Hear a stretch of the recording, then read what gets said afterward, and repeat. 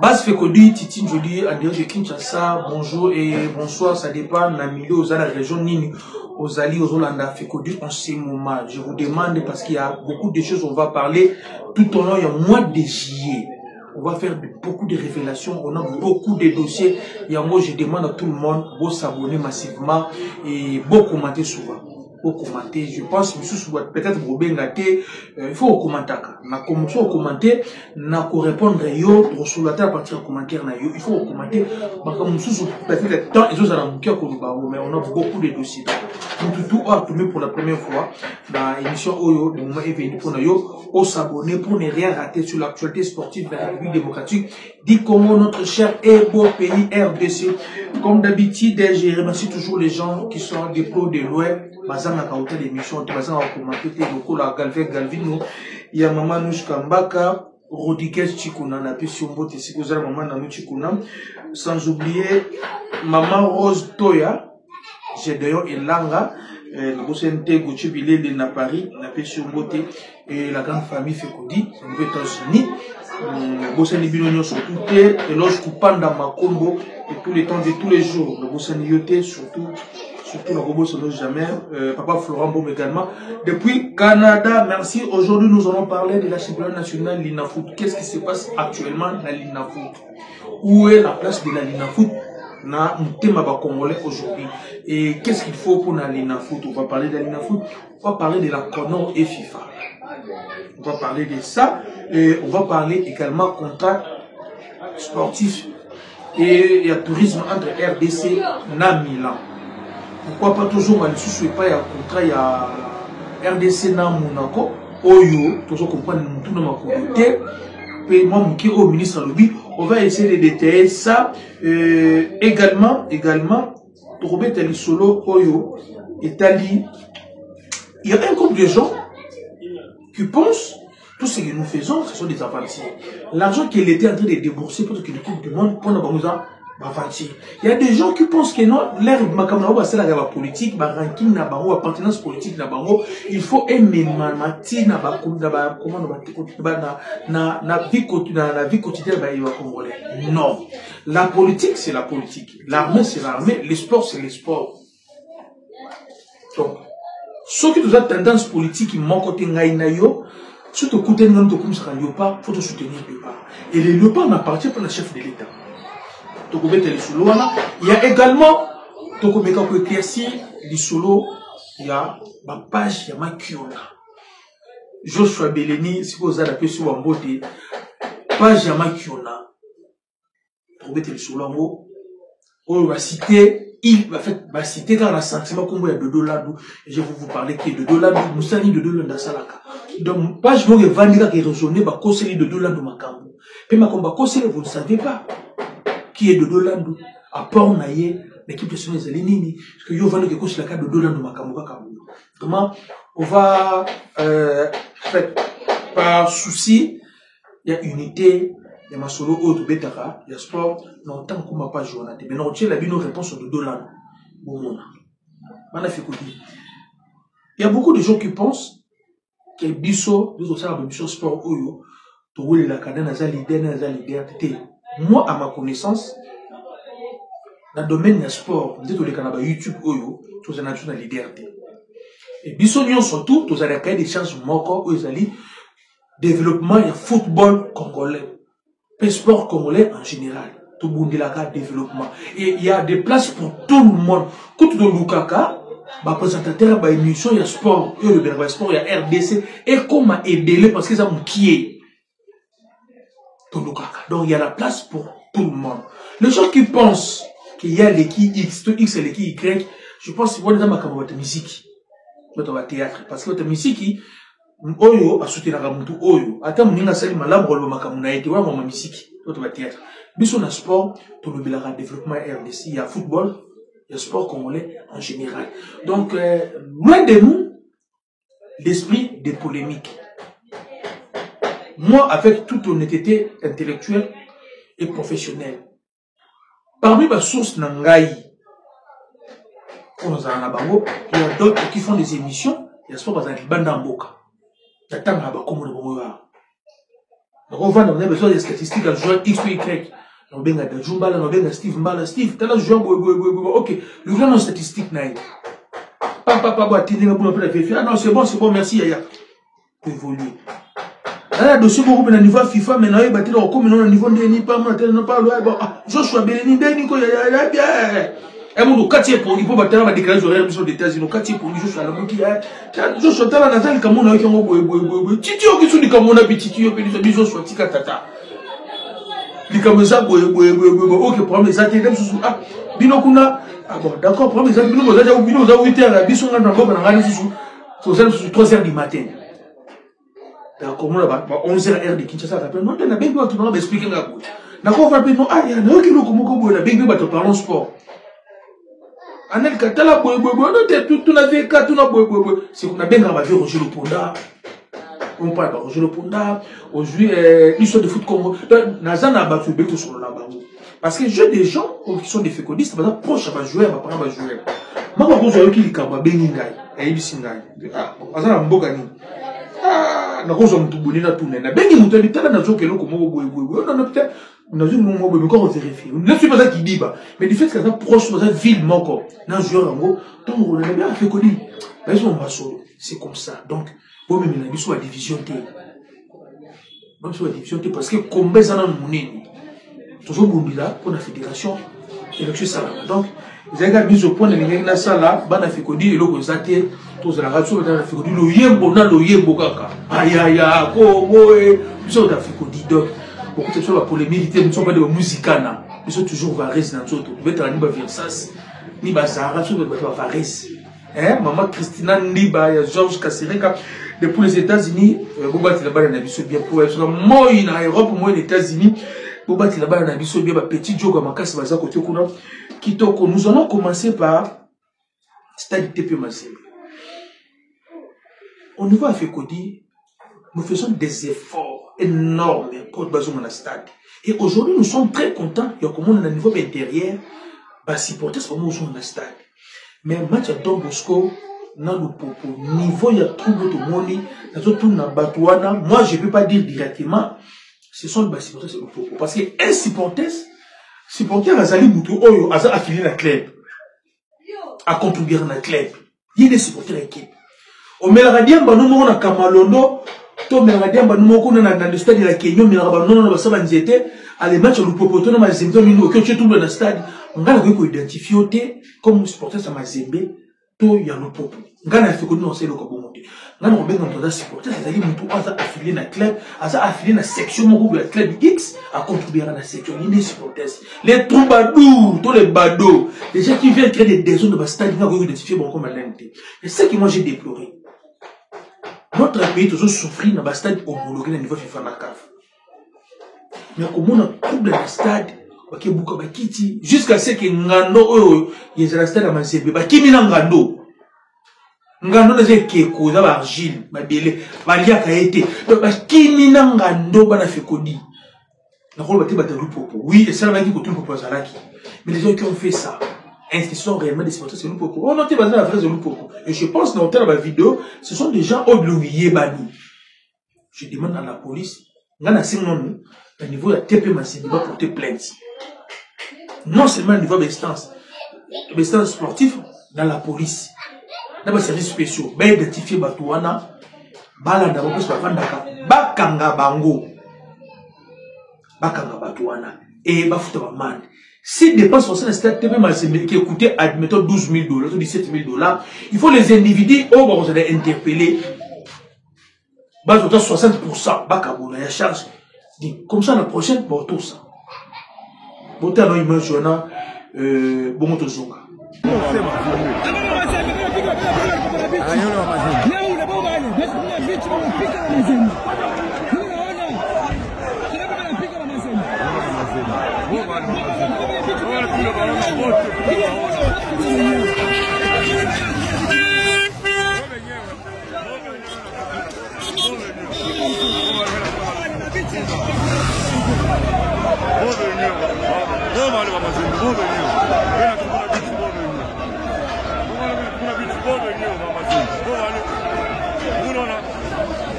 Uno,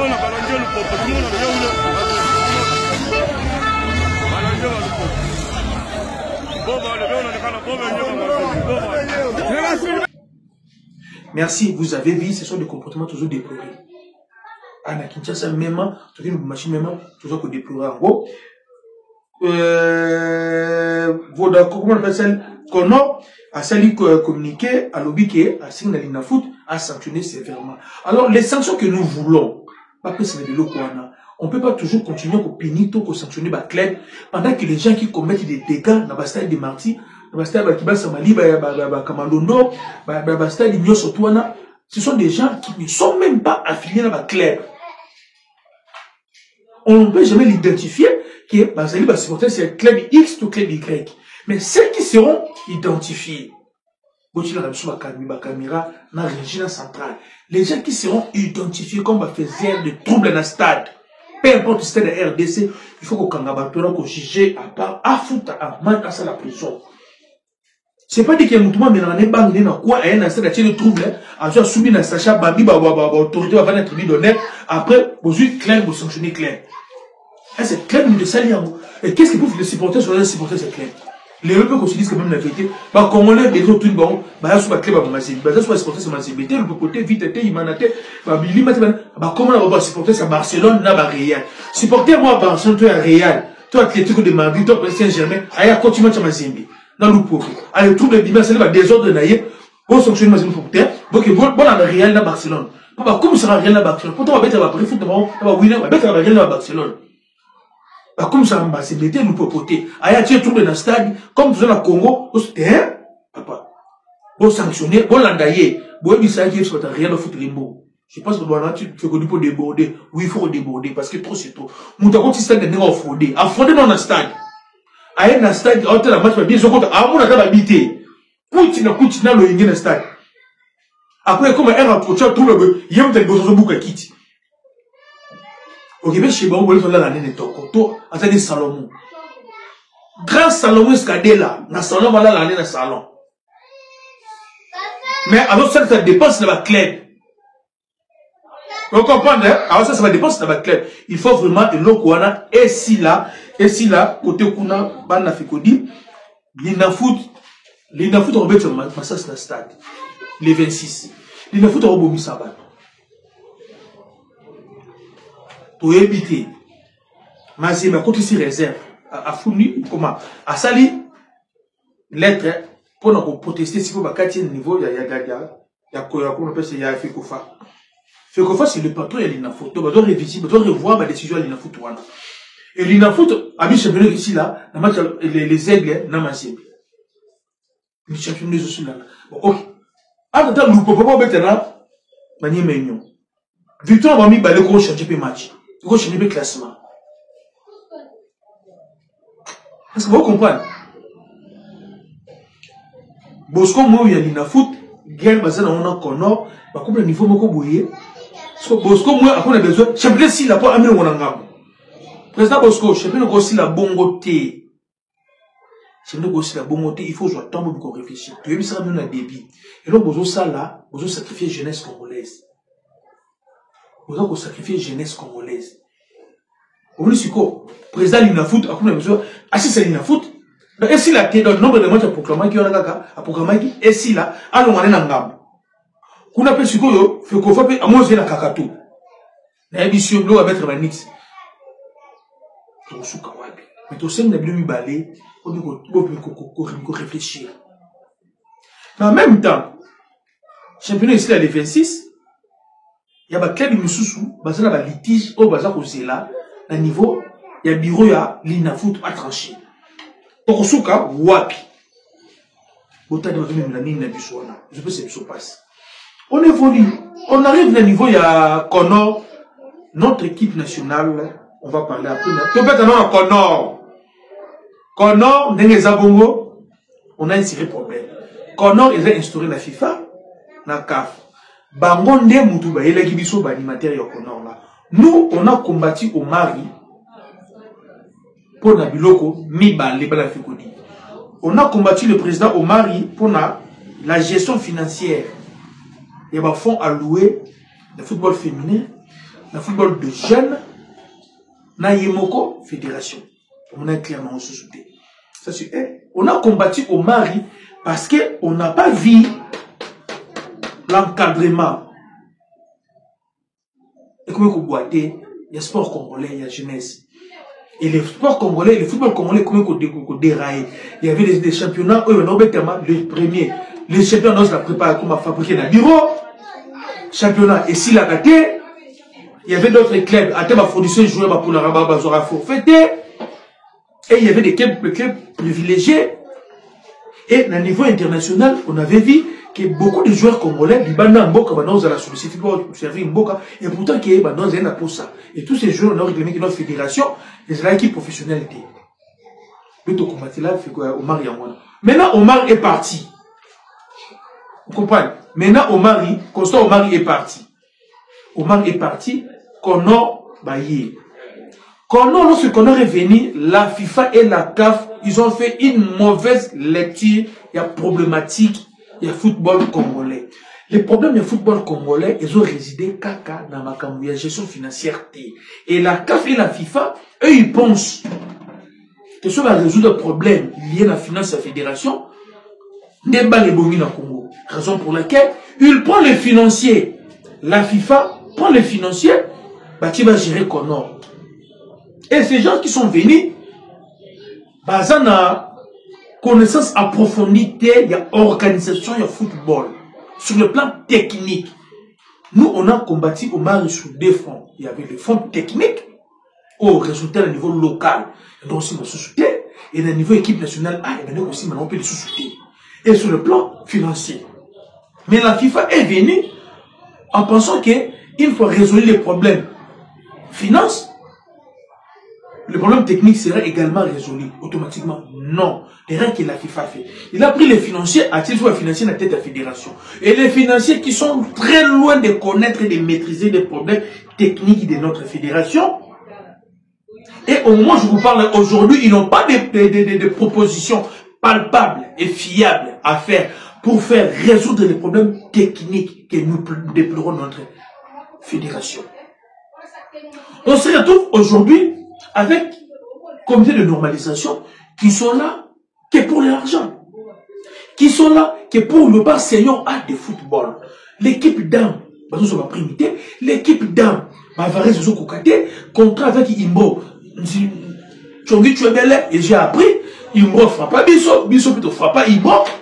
Parce que les garanties qu'on avait données à Imbo, comment les garanties de ça qui Imbo pour signer contre les Imbo, ça vient monter, fait que fois est incapable de vendre des maillots. Fait que donc, Imbo peut côté naïe à mon équipe à moyen de kamate, moyen à ça la gloire à ça la mambo comme ça, et ça n'a monté. On parle de l'argent, monte autour de la canne, et l'équipe wapi. Pour éviter, parce que les sponsors de l'équipe nationale, c'est le président de la République, pas le président de la République, c'est la présidence de la République. En fait, c'est le président de la République, parce que le président, c'est une institution.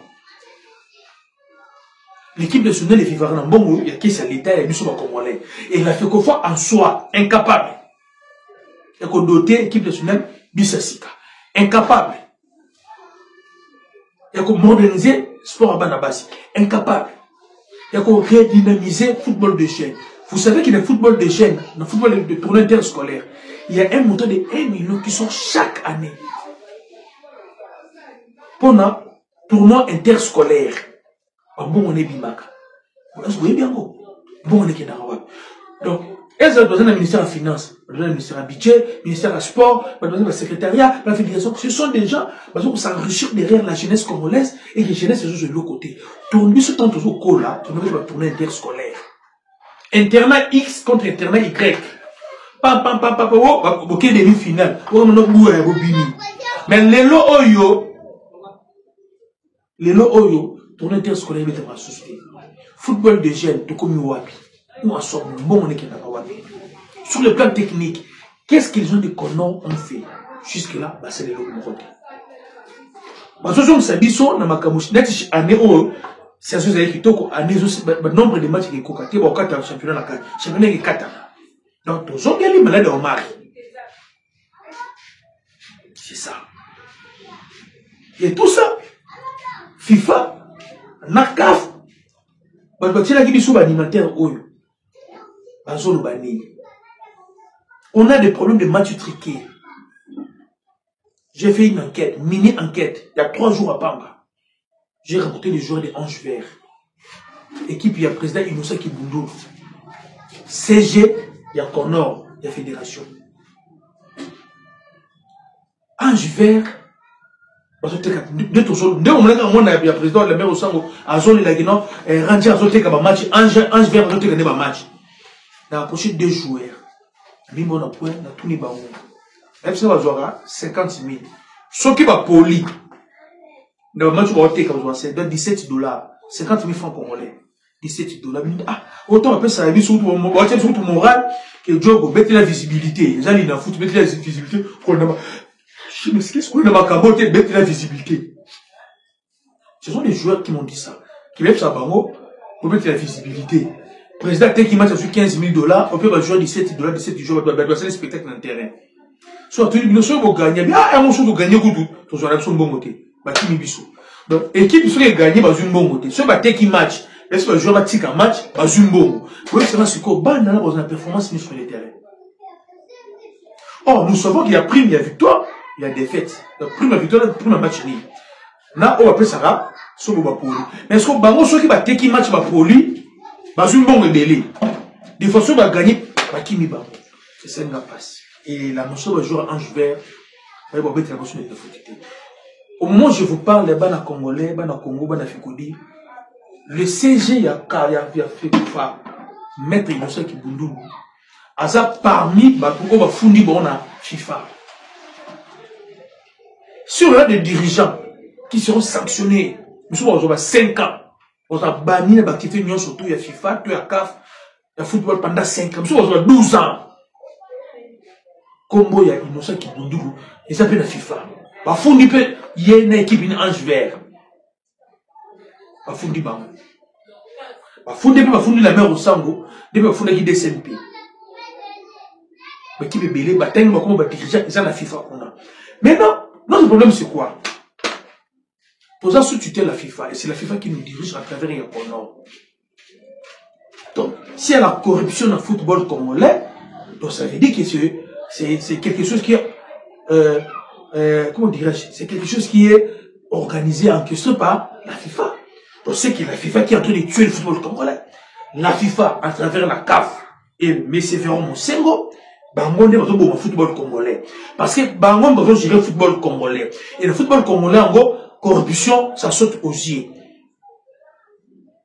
Surtout le vélo, c'est que FIFA, la CAF, Bango détruit le football congolais. Mais lorsqu'ils font ça, ils font ça au détriment de qui? Chers amis, pour la quand vous allez éveiller, ils font ça au détriment de qui? Aujourd'hui, lorsque Mazembe était finale de Coupe du Monde des clubs, la région d'Abissoa, quelle équipe a notre concurrence Mazembe? Les Logo, Vipère et Ouganda, et l'Ongolo Mazembe, la Coupe d'Afrique. Vipère. Je me rappelle, en 2014, j'étais en Ouganda, à Koutara Stade. Dans la match de Vipère, dans l'équipe, on a telle structure championnat, on a telle bador bétani, on a telle qui, on comprend même pas nana et puis et ça va. Na mona on dit l'équipe va après, il va battre, va prendre les joueurs, mais les lots, qu'est-ce qu'ils ont fait jusqu'à ce que Vipère à Kolongola, Mazembe Ligue des Champions, Mazembe a bétani de l'Inter de Milan, gagné l'équipe sur Botafogo, sur Falcafogo, relation gagné sur 4 de Lobia. Les gens ont appris dans leur faiblesse à travailler, à mati. Nous, on a besoin de force sociale dans le moment compétition. Ce qui se passe aujourd'hui dans la fédération d'Abisso, c'est au profit de qui? C'est concevable. Un joueur à l'Inafoot, on préfère qu'il mette en Rwanda. Un joueur à l'Inafoot, qu'il mette en Burundi. Un joueur à l'Inafoot, qu'il mette en Tanzanie. Non! C'est inconcevable, Makambouana. Mais aujourd'hui, c'est faisable. Et ça, ça, manango, je remettre la vie de Naïmana, même dans Mazembe. Or, qui manque les Tanzanie. Attends, donc, ça prouve que non, l'équipe a Kalalelo, Matisi, niveau à balle. Alors, Bisso, Kotoyo, pour nous, niveau à balle. Et la ligne de foot, tel qu'il est là, ils ont travaillé, ils ont travaillé pour le développement du football congolais, pour la destruction du football congolais. Parce qu'en principe, Ferron Moussengou, pas vraiment c'est le président à Conor, il faut avec sa président à l'Ina Foot. Baba n'a pas sanctionné, il nous sait qu'il bondoule une équipe Ange Vert. Papa, équipe est à playoff. Aki pour la 8e journée à playoff, papa Nangaï. La phase classique, écoute, il pour la 8-0, na playoff. Donc ce sont des choses autres sont déplorées. Et je vous dis, je vous confirme, ne pensez pas qu'il y a des Zouba, Karazouba, Kinawa, Bakozouba, Bakongo, partout. Non, il y a un groupe de Congolais, ça lui plaît de niveau FIFA, Tangi, Bakomo, par exemple, Bakomboana, il nous sait qu'il bouge pas dans la Kati. Tout ça, c'est la meilleure FIFA, Amérique. Parce que FIFA sont dirigés Bissau Congo. Vous le savez très bien. Qu'on a les alliés FIFA. Notre dossier, n'a Soudan. Les mêmes messieurs qui boundou, qui nous rassurent, nous sommes toujours dans les bords. Nous sommes toujours dans les bords. Nous sommes toujours dans les bords. Nous sommes toujours dans. Tout ça sous tutelle, il y a FIFA. Et côté FIFA, silence radio. Mais à côté, les gens de FIFA nous ont envoyé, Batunaïo, besoin de gens sur la FIFA, nous sommes dans les bons. Soit, il y a FIFA. Tout ça, on a accusé des réceptions. Au bâtiment de la FIFA, pour le dossier RDC Soudan, concernant les joueurs des Soudanais, trop peu de c'est la raté les lois. Tout ce que l'on m'a dit. Mais les gens de la FIFA qui nous dirigent, il y a qu'à faut diriger Rabissou. Qu'à façon de l'autre côté, pourquoi n'a pas compris au salaire à Babi? Pourquoi qu'à façon de l'autre côté? Bana fait que du tout tu vois 4e place na Abidjan. Mbongo to zui, ba tiembo ngongo wapi, ba sele mbongo loko ni. Pourquoi que tout naté? Pourquoi que tout naté? On évolue. Dans RDC, tout ça un problème moko, on nomme le ministre il y a sport, tout va nomaka ministre il y a football, il part à Messi. Il faut que le gouvernement central va expliquer ce problème. On va nomaka wana zara ministre il y a sport pour la discipline nyonso, tout azara ministre il y a sport, foot il y a ministre il y a football, il part à Messi. Pourquoi? On a même des sports de combat. Battement qui va bondi, va jouer médaille baillée. Prime à $700, $600. Pour pas jouer prime en haut, faut pas bien tout va bien dans là. Mais ce qui le pas football, Seigneur, monsieur Obeta, n'a ambition au monde dans le ministère de la Finance, ministère de la Budget, la présidence de la République. En Gouemara, tout autour de dossier de pas. Tout autour de pas. Ce qui le pas à voyager, le football à Messi, va se rouler là. Mais le pas à basket va voyager, après ça voyage. Bon, qu'il n'a pas de pour la ligne. Le pas à handball, il voyage, après, bon, qu'il n'a pas de pour la ligne. Tout le monde écoute Coupe d'Afrique à handball et bétami awa. Tout le monde a un gouvernement, le ministère de la Finance, le budget, le président, tout le monde est binoté. Ce qui le pas à monsieur.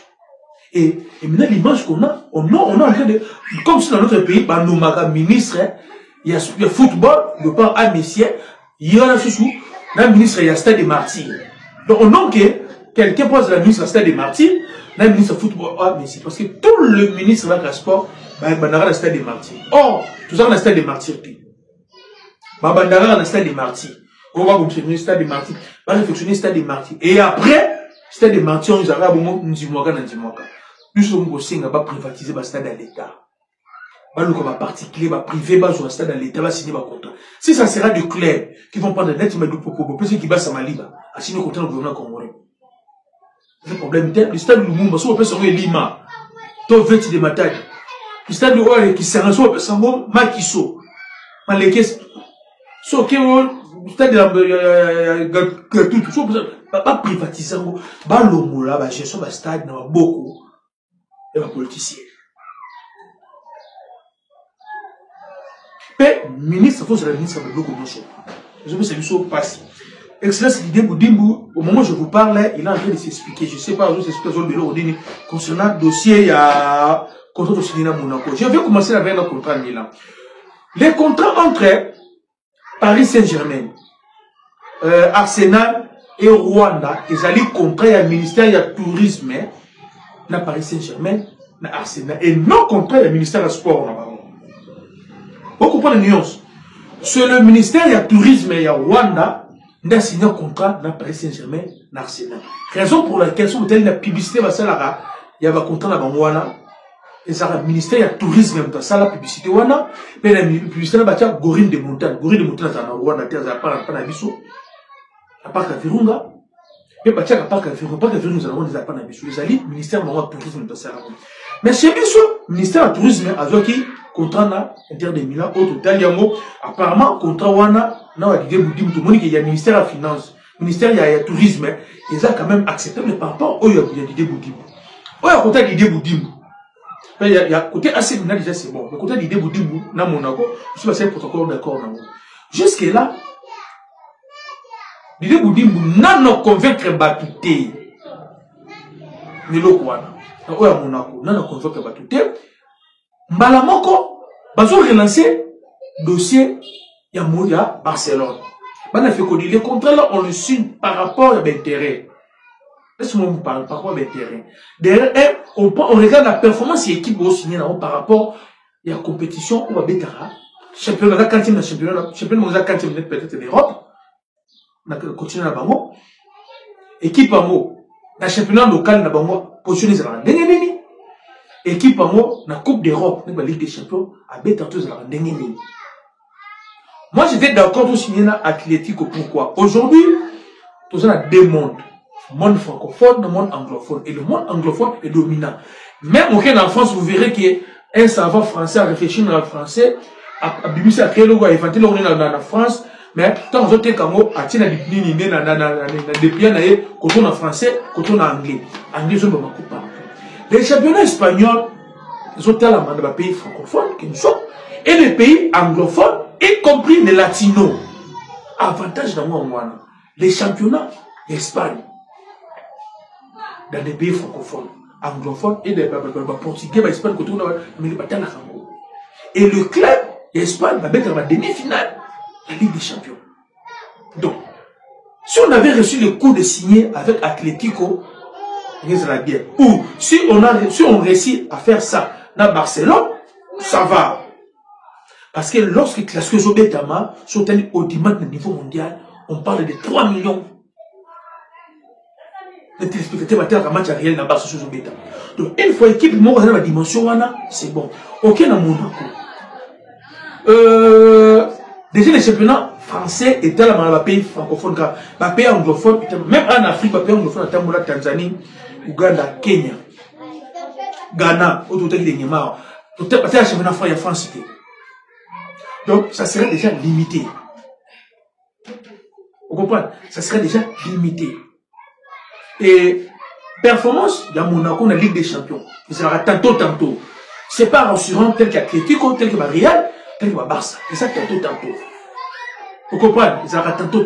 Alors, allez faire ça avec Monaco. Yebi Sangaï. Vous comprenez? Allez faire ça avec Monaco. Bon, ok, d'accord. C'est pour quel intérêt?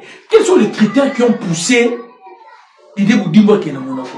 Pendant que, dans le niveau déjà, il y a Lyon qui est connu dans l'Europe pour le Monaco. Monaco, ils ont une ville touristique, principauté. Maintenant, ma maman Balé, faut-il dire, les dernières années, Lyon est connu pour le Monaco. Donc, il y a un côté cool. Baki ko signé pour Monaco, problème. On parle de Nabakontango, il y a les noms qui reviennent souvent, il y a M. Cisco Moulongo et il y a Mme Deborah Yondela. Comment nous osons à Mingi. Contrat contre Lyon, il y avait le monsieur Luc Mangala, qui connaît tout le monde, un bon manager.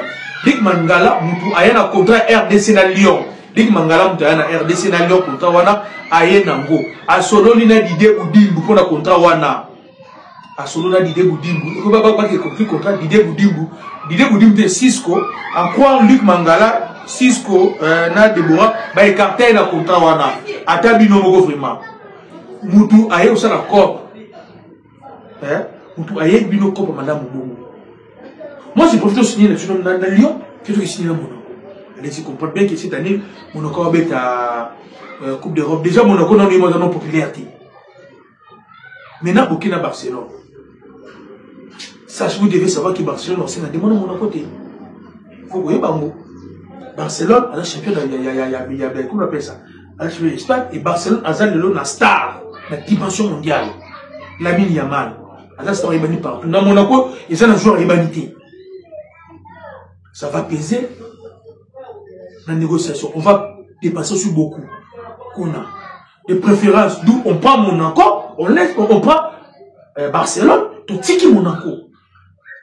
Et pourquoi pas, il est pour dire qu'on va donner un projet, article ministère du tourisme dans ça, allez-y comprendre. Côté Kuna, Bana Fekodi. On va évaluer comme un dossier dans le bête à l'élo. Dossier marqué sur bête Ezali, il y a M. Dodo Landou, héros, il y a trop de joueurs contre Mauritanie.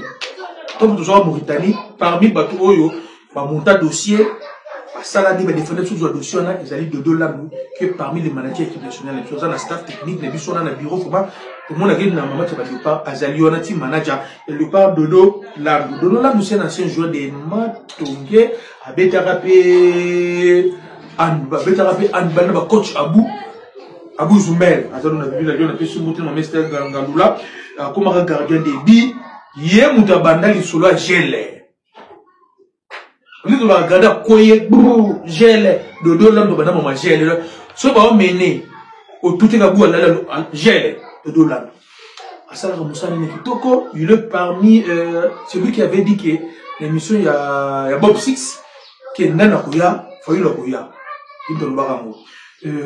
Dodo il est là, ça la Kamusala Naye, à ça la UFC, à ça la Illumirita, à ça côté Kuna, à ça la matière, à Yebi Musala Naye, avant l'année. Tout le monde groupe Moko Boye, page moi avant qu'il y en a, au niveau Facebook, ça les communiquer, on va publier peut-être, je ne sais pas pourquoi, parce que Dodo Landou a lobby, Wan Bissaka, na Willy Kambwala, na septembre Bakoyate.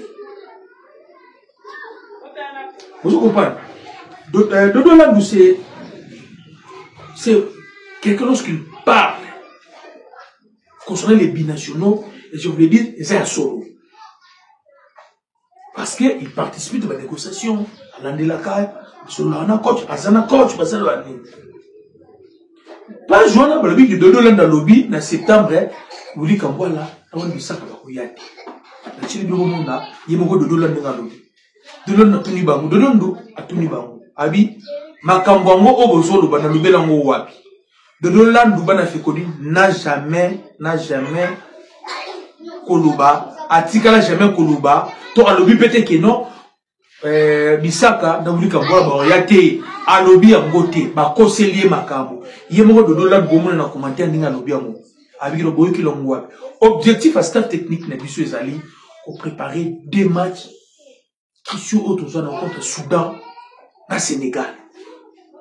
Alors, il va concentrer pour préparer le match à Sénégal, na Soudan. Et le reste est là, bah, il m'a commandé. So, comment pas vivement mon nez m'a bouillé? Moi, comme balandara pas le jour, donc, c'est la mouture du non, et l'autre. Hein? Ceux qui vous avez l'information, vous vérifiez. Vous savez que bah, j'ai l'information, vous si la Dodo Landou l'information, vous créez les problèmes d'entraîneur. Vous créez les problèmes de la fédération.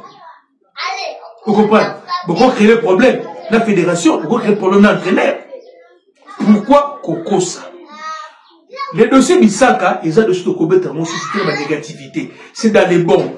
Willy Kambwala, coach Yemom dans le lobby, et les petits, même dans la base, ils sont confirmés en haut. Parce que Bino n'a esprit n'a Bino. Bolobini, si vous n'êtes pas informé, vous tout n'avez pas d'information. Bana Fekodi, et c'est une application au niveau à FIFA, ceux qui jouaient à changer de nationalité, ils ont enregistré quoi. Ceux qui équipe nationale, il y a enregistré joueur à Sika. Et on a beaucoup de canaux pour vérifier qu'ils jouent, ceux qui jouent, c'est que ça nous fait mal. Moi-même, je suis tombé dans des pages, dans des commentaires, dans des émissions, dans ma page Facebook ébélée, où il y a des Congolais pour prophétiser que RDC est qu'il y a des Coupes du Monde. Et les autres, pourquoi? Raison de Mozart à Moko. Sur la Coupe du Monde, Fachi en vie Bamoutou. Est-ce que l'équipe nationale, Léopard, et à Fachi, équipe nationale, est-ce que Zali Céline, il y a Ligue des Jeunes à IDPS? L'équipe nationale n'a rien à voir dans la politique, l'équipe nationale, c'est la nation congolaise. Comment un Congolais, tu te permets au coma, Pierre Koloba, que ton mondialité pour Fachi notre président, papa, nous avons confondre. Bobandaka o ye dia lobby pour azumbo ngote bo gagner ye dia bato kufa. Bana fe ko de ça va passer. Pour ça la belle fort. Ba mbongo qualité zobi ba mbongo zobi mana. Tout ça ba ndeko o on va ba déplacer des guerres. Tu na ba souda o ba zana masasi na nzoto. To ba osuna ba kisi. Mais tout ça, Nima, bon, on est Nima, pour la préparation équipe nationale et qui Coupe du Monde. On est tous à la unis soudés pour la Coupe du Monde. Mais on a mis ce mot comme Congolais, Missoussou. Parce qu'on va nous pour l'organisation mondialité, on a fait papa. Ceux qui osent la problème, on a Fachi, qui n'est pas à Fachi. Si Kambiso est en balle, équipe nationale, les a IDP cité. Équipe nationale, les a la famille Fachi pété. Et Tina Kinshasa, ah, il y a des gens, parce que même pour ça, les missions, en direct, dans la TV. Bon, ça, il y a mondial, bon, ça, il y a mondial. Papa, équipe nationale, on a besoin de gens qui aiment la nation. Toujours c'est la vidéo. Bana, oh, bah, poto, baza, koya, c'est par amour, baza, koya. Alors, boutique. M'temo mabiwana. Pour nous compris, pour nous, sous Kabana Fikodi, un joueur, joueur et équipe, soit dans un contrat d'équipe. Le joueur qui n'a pas le contrat d'équipe, c'est un joueur équipe. Et joueur, il y a Moutou, c'est la pété. Alors, la FECOFA est la seule fédération Oyo va évoluer dans le registre amateur et professionnel. FECOFA. Registre professionnel, il y a d'autres joueurs qui sont professionnels, pour joueur libre. Mais les joueurs qui sont en Awa, les joueurs qui sont appartenir à individu et il faut reconnaître un groupe. Et ça bien été. Toujours c'est ça, ils ont bien été. Joueur à un joueur individualité. Joueur à lié à athlète dans contrat. Et dans contrat, il faut autant. Papa, joueur au foot, il a transporté. Au foot, il a coûté. Au foot, il a salaire T. Pendant 2 ans, 3 ans. Moi, je suis un joueur. Un joueur se base, il y a quels critères? Joueur à un joueur, d'accord. Yo, c'est équipe, c'est individu. Joueur, vous avez un nengeni. Joueur à un joueur, il y a yo, vous avez un contrat d'un joueur. Pour soumettre les bottines. Pour soumettre les varaises. Donc, pour ça, bon, bah, ça, il y a des documents de la fédération. Il y a comme un joueur, contrat, il y a football pour tout le monde stupide. Une fois, joueur, 3 mois d'affilée, au foot, il y a un bon côté, à cause de résilier le contrat. D'autres joueurs, ils ont vite, qui m'a vite. Pour passer 3 mois d'affilée. Parce que yo, joueur, c'est un joueur 5 ans. Au foot, il y a un joueur. Mon candidat dossier un joueur. Un joueur, il peut se passer pour moi côté Kuna. Quand tu as 2 matchs à septembre, on continue à travailler. On va faire la guerre. On parle. Nous allons faire la guerre dès qu'il vient dans le Baki, par mer, par terre, dans les airs. Mais que c'est toujours c'est une unité. Si tu m'as dit que Zamba Salibiso grâce, on a compris race à peuple tous alliés. Le monde que tu vois Yambo. Et ça va comme on aime sous bazar sur le mondial. Comme on découvrir il faut que nous l'avons. Écoute la page n'engage surtout sur celle comment sur on dirait que notre okendete au pousser raison non sur les réseaux sociaux dans ma politique na bloqué. On a commenté sur la page n'engage. Ceux qui n'ont okendete pourquoi parce que raison eux liés dans le domaine du sport, il y a football, d'accord. Mais ceux qui ont évoqué comme nous liés dans comme Italie moka au politique na bloqué parce que eux ça fait qu'on dit tout le belanité. Déjà ma celle biso bomba mané comment on fait à celle biso grâce tout le monde découvrir tout amadé on a besoin de mondialité. Merci bana fait qu'on dit ce qui a retenu aujourd'hui de comme na suka dossier ya Budimbu na Monaco et donc on fait ka bisoté atika Monaco akenini na Blabarsa et Budimbu na cabinet na ye bazala mais pour respecter l'engagement bazo jouer na le Cop. Ça c'est Barcelone comme AC Milan na RDC c'est un contrat ministère du tourisme na AC Milan. Et c'est déjà c'est bon. Ils ont compris côté Kuna dossier FIFA qu'on na RDC toujours comprendre. Il y a les dirigeants des clubs au bazar qui sont au niveau CAF, au niveau FIFA et tous seront sanctionnés. Merci bye.